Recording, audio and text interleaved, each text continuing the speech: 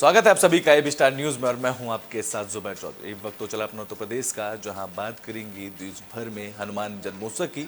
बता दें कि देश भर में हनुमान जन्मोत्सव की धूम देखने को मिल रही है, जहां हनुमान मंदिर पर श्रद्धालुओं का तांता लगा हुआ है। मथुरा के प्राचीन गुजर घाटी स्थित घाटी वाले बाबा हनुमान मंदिर में भी श्रद्धालुओं की बड़ी संख्या में श्रद्धालु पहुंचे, जहां हनुमान जन्मोत्सव पर घाटी वाले बाबा का 51 किलो दूध, 31 किलो दही, 11 किलो गाय के दूध से बने घी और 11 किलो शहद से पंचामृत अभिषेक किया गया। जहां पंचामृत अभिषेक की तैयारियां शुरू से सुबह से ही शुरू की गई थी, जिसके बाद तय वक्त पर पंचामृत अभिषेक किया गया। जहां पंचामृत अभिषेक के बाद भगवान श्री राम की आरती उतारी गई। इस दौरान मंदिर परिसर में जय श्री राम, हर हर महादेव और हनुमान की जयकारों के नारे गूंजे। घाटी वाला प्राचीन मंदिर है। ये बहुत पुराना है और ये हमारे घाटी वाले बाबा बहुत शक्तिशाली और सच्चे हैं। जो भी अपने सच्चे मन से मनोकामना लेकर आता है वो यहाँ पर पूर्ण होती है और बाबा सबके कष्टों को हरें, सबके जीवन से कठिनाइयों को दूर करें। यही मेरी प्रेरणा है, भगवान से यही प्रार्थना है। आज हनुमान जयंती का पर्व बहुत धूमधाम से मनाया गया है और विगत 54 सालों से अनवरत मनाया जा रहा है। ये आज जो पंचामृत हुआ है, 108 किलो दूध और 15 किलो दही और 5 किलो घृत, शहद, बूरा आदि गंगा जल और कई नदियों के जलों से बाबा का पंचामृत किया जाता है। क्या महत्व, अगर हम गुजर घाटी वाले बाबा की बात करें तो क्या महत्व है इस मंदिर का? गुजर घाटी वाले बाबा जो हैं प्राचीन काल से, जो हमने हमारे पुरखाओं ने बताया है और जो यहाँ के मंदिर के वो मालिक हैं, उन्होंने बताया कि बाबा का जो छोटा रूप है बालाजी से जुड़ा हुआ है। मेहदीपुर बालाजी के बड़े भाई के रूप में आप। बुलेटिन में बात रामपुर की कर लेते हैं, जहां समाजवादी पार्टी के पूर्व विधायक अब्दुल्ला आजम खां की 2 जन्म प्रमाण पत्र के मामले को लेकर उनके वकील ने 28 गवाहों की लिस्ट जारी की है।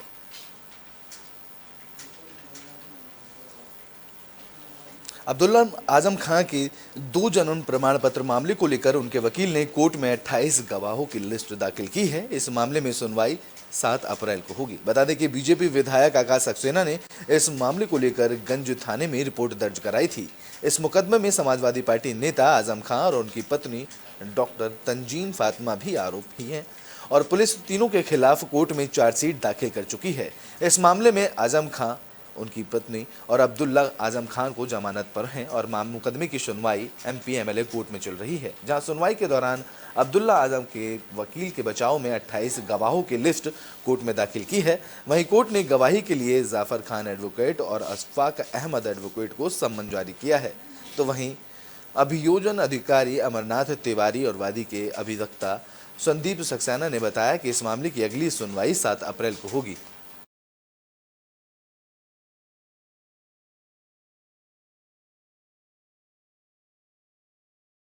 बता दें कि रामपुर में अब्दुल्ला आजम खान के 2 जन्म प्रमाण पत्र मामले को लेकर उनके वकील ने कोर्ट में 28 गवाहों की लिस्ट दाखिल की और इस मामले की अगली सुनवाई अब 7 अप्रैल को होगी। बता दें कि इससे पहले बीजेपी विधायक आकाश सक्सेना ने इस मामले को लेकर गंज थाने में रिपोर्ट दर्ज करवाई थी और फिर इस मुकदमे में समाजवादी पार्टी के नेता आजम खां और उनकी पत्नी का भी आरोप है। पुलिस ने तीनों के खिलाफ कोर्ट में चार्जशीट दाखिल की जा चुकी है। इस मामले में आजम खां, उनकी पत्नी और अब्दुल्ला आजम खां जमानत पर हैं और मुकदमे की सुनवाई एमपी एमएलए कोर्ट में चल रही है। बता दें कि इस सुनवाई के दौरान अब्दुल्ला आजम के वकील ने बचाव में 28 गवाहों की लिस्ट कोर्ट में दाखिल की और इसके बाद अब अगली सुनवाई 7 अप्रैल को होगी। अब मोहम्मद अब्दुल्ला आजम खां के डबल जन्म प्रमाण पत्र से संबंधित मामला आज सफाई साक्ष्य में नियत थी। बचाव पक्ष के अधिवक्ता द्वारा आज सफाई साक्ष्य की सूची मानी नाले में प्रस्तुत की गई थी। सफाई साक्ष्य में उन्होंने 28 गवाहों का नाम अंकित किया था और जिस पर मानी नाले ने 2 गवाहों को तलब किया है और 7/3/2023 की तिथि नियत की गई है। अब मोहम्मद अब्दुल्ला आजम खां के डबल जन्म प्रमाण पत्र से संबंधित मामला आज सफाई साक्ष्य में नियत थी। बचाव पक्ष के अधिवक्ता द्वारा आज सफाई साक्ष्य की सूची मानी नाले में प्रस्तुत की गई थी। सफाई साक्ष्य में उन्होंने 28 गवाहों का नाम अंकित किया था और जिस पर मानी नाले ने 2 गवाहों को तलब किया है और 7/3/2023 की तिथि नियत की गई। बुलेटिन में बात कर लेते हैं गाजियाबाद की, जहां डिप्टी सीएम केशव प्रसाद मौर्य ने लोकसभा चुनाव को लेकर बयान दिया है। बता दें कि डिप्टी सीएम केशव प्रसाद मौर्य गाजियाबाद दौरे पर हैं। अब इस दौरान उन्होंने 2024 में लोकसभा चुनाव को लेकर बयान दिया है। इस दौरान उन्होंने कांग्रेस और विपक्ष पर भी हमला बोला है। यूपी के डिप्टी सीएम केशव प्रसाद मौर्य गाजियाबाद दौरे पर हैं। इस दौरान बीजेपी कार्यकर्ताओं ने उनसे शिकायत की कि पुलिस बीजेपी कार्यकर्ताओं की बातों को नहीं सुनती है और उन्हें धमकाती है, जिस पर डिप्टी सीएम ने कहा उन्हें मामले को लेकर पुलिस कमिश्नर से बात की है और उन्होंने शिकायतों पर तुरंत समाधान करने के लिए आश्वासन दिया है। इस दौरान केशव प्रसाद मौर्य ने लोकसभा चुनाव को लेकर भी बड़ा बयान दिया। उन्होंने कहा कि बीजेपी यूपी में 80 में से 80 सीटें जीतने की स्थिति में है और 2024 का चुनाव ऐतिहासिक और निर्णायक चुनाव होगा। उन्होंने दावा किया है कि बीजेपी देश में 400 से ज्यादा सीटें इस बार जीतेगी। तो बता दें कि डिप्टी सीएम केशव प्रसाद मौर्य गाजियाबाद दौरे पर पहुंचे। इस दौरान उन्होंने बीजेपी कार्यकर्ताओं की शिकायत पर पुलिस से बात की और इस दौरान उन्होंने कार्यकर्ताओं की बातों को सुनते हुए संबोधित दिया। तो वहीं केशव प्रसाद मौर्य ने लोकसभा चुनाव को लेकर भी बड़ा बयान दिया है। सीधे तौर पर उन्होंने गाजियाबाद से बयान दिया कि आने वाले लोकसभा चुनाव में बीजेपी पार्टी 80 में से 80 सीटें यूपी में जीत हासिल करेगी और वहीं 2024 में एक चुनाव ऐतिहासिक और निर्णायक चुनाव होगा। सीधे तौर पर उन्होंने ये भी दावा किया है कि बीजेपी पूरे देश में 400 से ज्यादा सीटें इस वाले लोकसभा चुनाव में जीतेगी। आदरणीय मुख्यमंत्री योगी आदित्यनाथ जी जिले में समीक्षा किए थे और जो उन्होंने निर्देश दिया था उसकी अनुपालन आख्या ली गई है और आज भी जो कई महत्वपूर्ण निर्देश दिए गए हैं, डिटेल तो आपको एक प्रेस नोट जिले के सूचना अधिकारी उपलब्ध कराएंगे, लेकिन गाजियाबाद एक तरह से उत्तर प्रदेश का प्रवेश द्वार भी है और निकास द्वार भी। और गाजियाबाद को देख करके लोगों को लगता है कि हमारे प्रदेश के विकास की शुरुआत कैसे है। आज यह भी खुशी की बात है कि जनपद में पुलिस कमिश्नरी सिस्टम भी लागू हो गया है। 2017 में भारतीय जनता पार्टी की सरकार बनने से पहले गाजियाबाद हो या उत्तर प्रदेश के सभी 75 जिले हों, पूरी तरह से अपराध के अड्डे बने रहते थे। तो बुलेटिन में बात हाथरस की कर लेते हैं, जहां पूर्व प्रधान की पिटाई का मामला सामने आया है। बता दें कि पूर्व प्रधान की पिटाई का वीडियो सोशल मीडिया पर वायरल हुआ, जिसके बाद पूर्व प्रधान ने थाने में मुकदमा दर्ज कराया है। हाथरस में पूर्व प्रधान की जूतों से पिटाई का वीडियो वायरल हो रहा है। मामला सादाबाद कोतवाली इलाके के जेतई गांव के पास का बताया जा रहा है।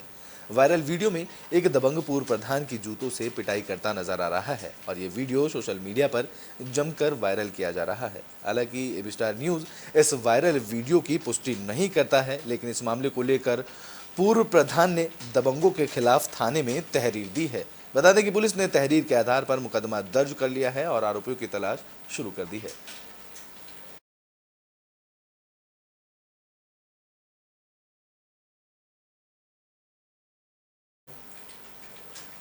तो बुलेटिन में बात बागपत की कर लेते हैं, जहां बिनौली में गंदे नाले में शव यात्रा निकाली गई। इस दौरान ग्राम प्रधान ने बदनाम करने की साजिश का आरोप लगाया है। बागपत के बिनौली का एक वीडियो सोशल मीडिया पर जमकर वायरल हुआ था। वीडियो में कुछ लोग गंदे पानी में शव यात्रा निकालते नजर आ रहे हैं। दरअसल बिनौली के शीतला बस्ती में रोड पर कई दिनों से जल भराव की स्थिति बनी हुई थी और बारिश के बाद ज्यादा जल भराव हो गया था, जहां बुधवार को इसी गंदे पानी से निकलती शव यात्रा का वीडियो वायरल हुआ था, जिस पर अब बिनौली के ग्राम प्रधान उपेंद्र धामा का बयान सामने आया है। उन्होंने आरोप लगाया है कि चुनावी रंजिश के चलते गांव के ही कुछ लोगों ने उन्हें बदनाम करने की साजिश रच रहे हैं। उन्होंने बताया कि शव को शमशान में ले जाने के लिए बस्ती के 2 और रास्ते भी मौजूद हैं, लेकिन उन रास्तों से शव यात्रा नहीं निकाली गई है और जानबूझकर गंदे पानी से शव यात्रा निकाली गई है। वीडियो मैंने अभी देखी है। इसके 2 रास्ते हो रहे हैं, जो वहाँ से भी मुर्दा जाया जा सकता था, जो रास्ते सही थे। जिसने ये वीडियो वायरल किया है अरुण धामा, पूर्व विधायक तिरपाल धामा जी के लड़के ने, वे खुद 2 बार बिनौली के उनके परिवार के 2 बार प्रधान रह चुके हैं। आज तक ना उन्होंने इस रास्ते का कोई सोल्यूशन निकाला। पहले इस रास्ते की निकासी दूसरे तालाब में हो जाती थी और वो पुलिया काफ़ी झील में चली गई, जिस कारण अब पानी की निकासी नहीं हो पा रही। इसकी निकासी के लिए मैंने टुल्लू पंप भी रखवाया और उसकी निकासी मैं खेत में कर देता था, तो उन्होंने ये भी उन्हीं के परिवार के लोगों के खेत है, निकासी वहाँ पर बंद करवा दी। अब मैंने इसका सॉल्यूशन निकाला है कि मैंने मेड से सर्वे वाली टीम बुलाई, इसकी तालाब की खुदाई। तो ब्रिटेन में बात गोंडा की कर लेते हैं, जहां स्कॉर्पियो कार ने 3 आदमियों को रौंद डाला, जिसके बाद मौके पर ही 2 लोगों की मौत हो गई, तो वहीं एक युवक गंभीर रूप से घायल बताया जा रहा है। गोंडा में एक स्कॉर्पियो किराने की दुकान में घुस गई और वहां बैठे 3 लोगों को रौंद दिया। इस हादसे में 2 लोगों की मौके पर मौत हुई है, वहीं दुकानदार गंभीर रूप से घायल हुआ है। बता दें कि घायल दुकानदार को इलाज के लिए जिला अस्पताल में भर्ती कराया गया। बता दें कि हादसा छपिया थाना इलाके के पायर खास पहलवानगंज शिव मंदिर के पास का हो बताया जा रहा है, जहां मृतकों की पहचान सैजलपुर के रहने वाले 65 साल के श्यामलाल और 55 साल के नासिर अहमद के रूप में हुई है। वहीं दुकान संचालक राम आतौर गंभीर रूप से घायल बताए जा रहे हैं। हादसे की जानकारी मिलते ही मौके पर लोगों की भीड़ लग गई, जिसके बाद हादसे के बाद गांव में कोहराम मच गया। वहीं कार चालक मौके से फरार हो गया है। इस मामले की जानकारी मिलते ही पुलिस की टीम मौके पर पहुंची और पूरे मामले की जांच शुरू कर दी।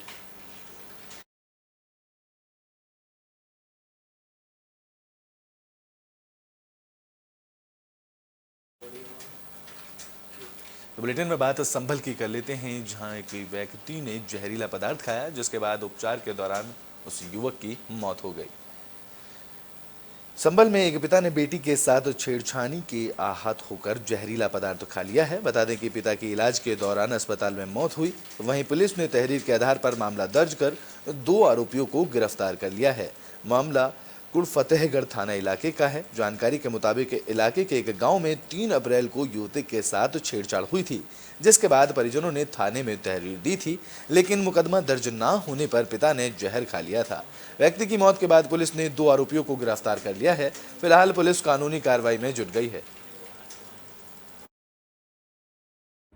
थाना कुड़ फतेहगढ़ के अंतर्गत ग्राम डालनी में 3 तारीख की शाम को 2 पक्षों के मध्य आपस में शराब के नशे में विवाद हुआ। दोनों पक्षों की तरफ से आपस में गाली गलौज व मारपीट की बात सामने आई। दोनों पक्ष कश्यप जाति से व सजातीय हैं और एक दूसरे के पड़ोसी हैं। इन दोनों पक्षों के द्वारा थाना कुड़ फतेहगढ़ पर 4 तारीख की सुबह 11 बजे के करीब आकर तहरीर दी गई, जिसमें उन्होंने एक दूसरे के विरुद्ध छेड़छाड़ का आरोप लगाया। 51/23 व 52/23 2 FIR इन दोनों लोगों की तहरीर के आधार पर तुरंत थाना कुड़ फतेहगढ़ में पंजीकृत की गई, जो लगभग 3 बजे के करीब जिनकी एंट्री है। तत्पश्चात ये दोनों पक्ष थाने से चले गए।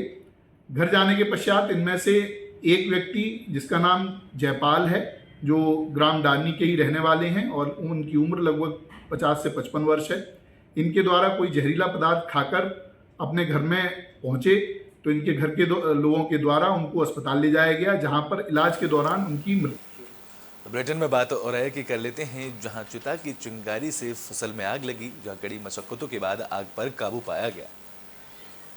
और में चिता की से निकली चिंगारी से खेतों में फसल में जलकर रखी फसल में आग लग गई। ये मामला बेला थाना इलाके के केथवा गांव का है, जहां खेत में आग लगने से मौके पर हड़कंप मच गया है। इस मामले की जानकारी मिलते ही पुलिस की टीम मौके पर पहुंची, जहां पुलिस ने ग्रामीणों की मदद से कड़ी मशक्कत के बाद आग पर काबू पाया। बता दें कि आग लगने से करीब 15 बीघा फसल जलकर राख हो गई है।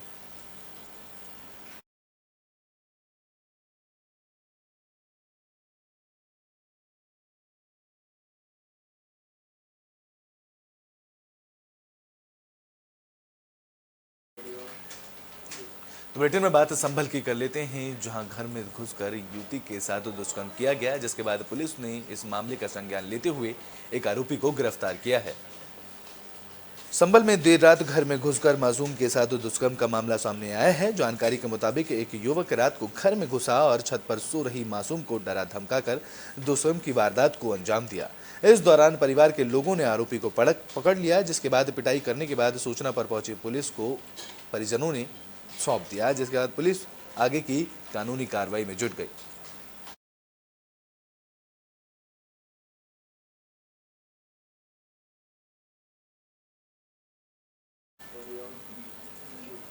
बुलेटिन में बात सिद्धार्थनगर की कर लेते हैं, जहां कुछ दबंग घर में घुसकर लूटपाट की घटना को अंजाम देते हैं, तो वहीं पीड़ित परिवार ने इंसाफ की गुहार लगाई है।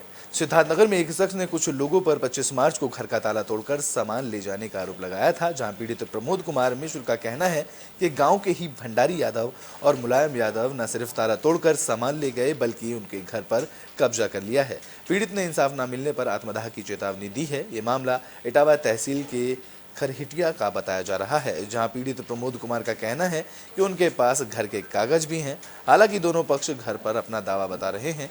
पुलिस की टीम कानूनी कार्रवाई में जुटी हुई है। वो मकान पर पंडित पक्ष अलग दावा कर रहा है, यादव पक्ष अलग दावा कर रहा है। हमारा है इस संबंध में हम पुलिस प्रशासन द्वारा 145 की रिपोर्ट उप जिलाधिकारी इटावा को दिया जा चुका है। आवश्यक कार्रवाई करके निर्धारण करें कि जमीन मकान किसका है। इसमें पुलिस प्रशासन केवल शांति व्यवस्था बनाए रखेगी। पुलिस प्रशासन कोई हस्तक्षेप नहीं करेगी। इस मामले में चूंकि रेवन्यू का प्रकरण है, इस मामले में एसडीएम इटावा से समन्वय स्थापित किया जा सकता है कि उस प्रकरण में क्या है। बुलेटिन में बात बागपत की कर लेते हैं, जहां एक युवक ने घर पर बुला रखकर दूसरे युवक की हत्या कर दी, जिसके बाद उसका शव नहर किनारे फेंक दिया। बागपत में घर बुलाकर युवक की हत्या करने का मामला सामने आया है। घटना बड़ौद थाना इलाके के मलकपुर गांव की बताई जा रही है। जानकारी मिलने पर पहुंची पुलिस की टीम जांच में जुट गई है। दरअसल पुलिस को देर रात नहर किनारे युवक का शव पड़ा होने की जानकारी मिली थी, जहां मृतक की पहचान मलकपुर गांव के रहने वाले यश के रूप में हुई है। घटना के बाद परिजनों का रो रो कर बुरा हाल है, जहां मृतक के पिता ने बताया कि दो युवक यश को बाइक पर बिठा कर ले गए थे। फिलहाल पुलिस हत्यारे की तलाश में जुटी हुई है। 4/4/23 को थाना बड़ौद पुलिस को बड़ौद छपरौली मार्ग पर रजवाही के पास एक शव की सूचना मिली। सूचना पर पुलिस तत्काल घटनास्थल पर पहुंचकर सबको कब्जे में लेकर पोस्टमार्टम हेतु मोर्चरी भेजा गया। पंचायतनामा की कार्रवाई की गई। सबकी शिनाख्त यश सन ऑफ फरेंदर निवासी मलकपुर के रूप में हुई। अभियुक्त पंजीकृत कर विधिक कार्रवाई कराई। बुलेटिन के आखिरी में बात रामपुर की कर लेते हैं, जहां पुलिस ने रामपुर में सेक्स रैकेट का पर्दाफाश किया है। इस दौरान पुलिस ने 9 महिलाएं समेत 2 युवकों को गिरफ्तार किया है। रामपुर कोतवाली पुलिस को बड़ी कामयाबी मिली है। पुलिस ने सेक्स रैकेट का पर्दाफाश किया है। दरअसल पुलिस ने गुप्त सूचना के आधार पर फूलों वाली बगिया वाली गली में रेड मारी थी, जहां मौके पे 9 महिलाएं और 2 पुरुष को गिरफ्तार किया गया। वहीं सेक्स रैकेट में संलिप्त 3 आरोपी फरार चल रहे हैं, जिनकी पुलिस तलाश कर रही है। जहां गिरफ्तार आरोपियों के पास से आपत्तिजनक सामग्री भी पुलिस ने बरामद की है। कल रात्रि को दिनांक 4 अप्रैल को कोतवाली प्रभारी के पास तकरीबन 10 बजे एक समाचार आता है, सूचना मिलती है कि कोतवाली क्षेत्र में हजरतपुर की जगह में फूलों वाली बगिया है, वहाँ पर किसी मकान में एक सेक्स रैकेट है जो काम कर रहा है। सूचना मिलने पर कोतवाली प्रभारी को क्षेत्राधिकारी नगर महोदय को सूचित किया जाता है। उनके साथ जाके टीम बनाकर एक बार की दबिश दी जाती है और उस मकान से एक रैकेट पकड़ा जाता है। कुल वहाँ पर 14 व्यक्ति मिलते हैं, जिसमें 11 पकड़े जाते हैं और 3 फरार हो जाते हैं। कोतवाली पर आकर मुकदमा अपराध संख्या 57/2023 पंजीकृत किया जाता है, जो अनैतिक देह व्यापार 3/4/5 धारा के अंतर्गत आता है। 11 लोगों को हिरासत में ले लिया गया है। अपना उत्तर प्रदेश में अभी के लिए बस इतना ही। देश और दुनिया की तमाम खबरों के लिए देखते रहें एबी स्टार न्यूज़।